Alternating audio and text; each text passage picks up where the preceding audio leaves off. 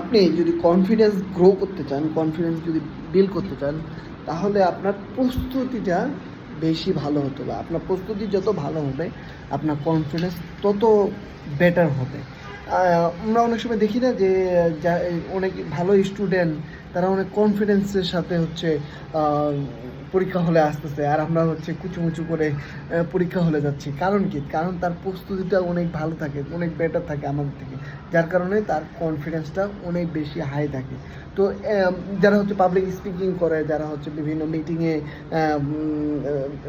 Meeting moderate করে, তারা হচ্ছে সবসময় একটি আলাদাভাবে কনফিডেন্স গ্রো করার জন্য নিজে নিজে একটু প্র্যাকটিস করে, নিজে নিজে একটু প্রস্তুতিটা নিয়ে নেয় যে কীভাবে বললে, কীভাবে করলে এই মিটিংটা, এই প্রেজেন্টেশনটা আরও বেটার হবে। তো আপনিও যদি হচ্ছে আপনার কনফিডেন্স বিল্ড করতে চান, আপনি সেলসের ক্ষেত্রে যদি বিল্ড করতে চান, তাহলে আপনি আপনার প্রস্তুতিটা বেশি বেটার করেন, তাহলে দেখবেন যে হচ্ছে আপনার কনফিডেন্সটা অনেক বেশি বিল্ড হবে।